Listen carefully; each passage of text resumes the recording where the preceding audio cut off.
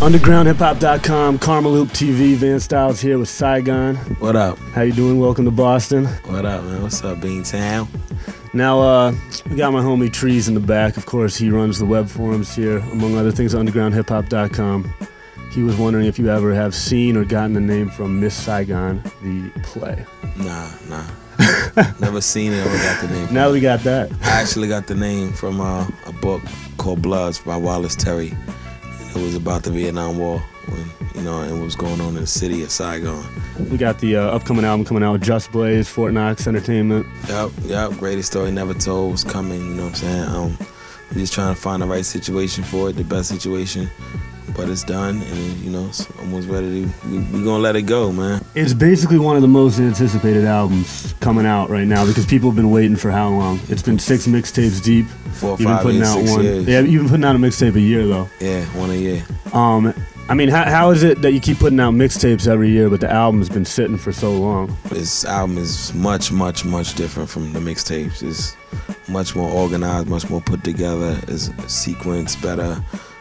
Is it all Just Blaze production? 90%. He did, and this is like his debut album as well. Okay. You know what I'm saying? So, if you're a Just Blaze fan, look forward to hearing Just Blaze on his A game, and he came correct with the beats. You know what I'm saying? Right. Well, talk about Abandoned Nation. Part of that project is actually to help other people whose parents are locked up in prison.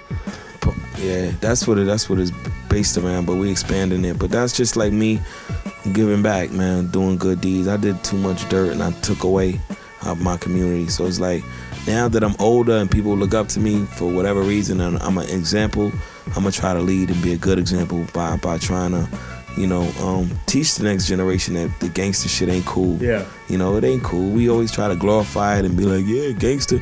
But if you're gonna tell these kids a story, tell them the real story. Tell them how gangbangers get shot in the head and die, or they go to jail for 25 years. I don't know gangbangers who's happy, living a happy life with a dog, and I'm a gangbanger. You don't see Golden that. Retriever running around the cul-de-sac. Yeah. He got desperate. I got all this from gangbanging. You don't see that. You got to tell these kids the reality of the situation. And if you want to die or go to jail, then be a gangbanger. But if you want a life and possibly hope someday have a family of your own and have your own things and possessions, then you got to go to school. You need education. You got to do things the right way.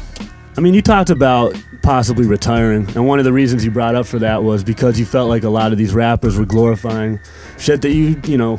It's almost like it's so discouraging when you run a major record company and you really make music for your heart and you know the power of music, but being that they feel like, oh, this is gonna be harder for us to sell, we need you to just pump this poison. Sex sells. Yeah. We need sex. We need this kind. We need misogynistic shit. We need gangbang. We need more gangbang. I'm like, I can't do this shit. So I'm like, I felt like I came around at the wrong time. Like, this ain't my era. Maybe I should fall back and wait for it to come back around, or just do things my way. It's not the BDP Houdini era no more. It's not no public no enemies. Public Enemy. There's not any much of them.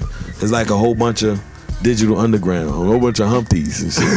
I mean, Humpty everybody's doing the dance for the man. You know what I'm saying? Humpty had a dance, a fake nose. He let you know I'm a clown. I'm just clowning around. I got glasses with the nose. And the whole industry is Humpty.